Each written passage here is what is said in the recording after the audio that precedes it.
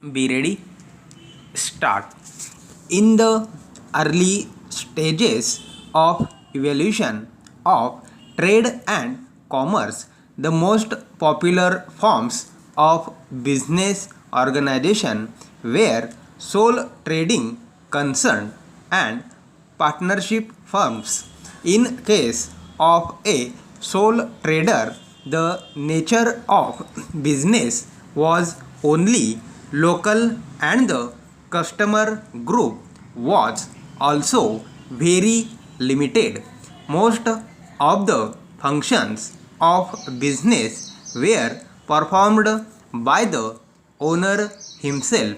A sole trader was playing the role of an organizer, director, and controller and manager himself. He was doing business with the help of some of the servants employed by him. Therefore, the need of business communication was only in the form of giving instructions and orders orally.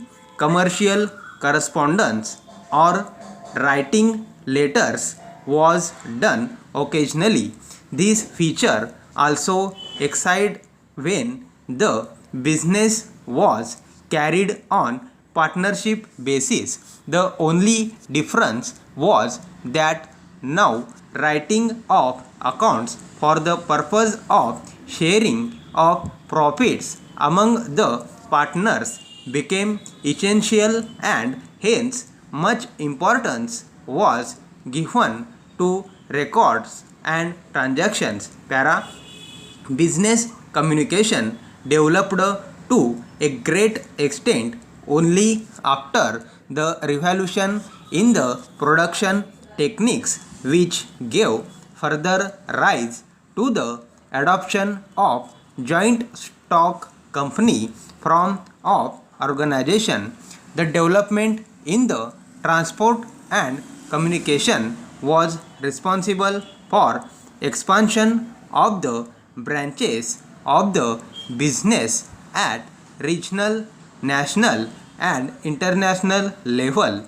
Large scale production was responsible for the emergence or the channel of distribution.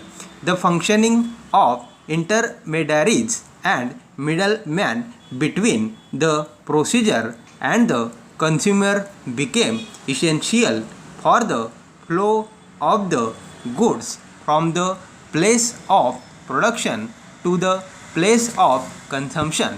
Para, the increasing volume of business communication would not have been possible without the improvements in the technology of communication.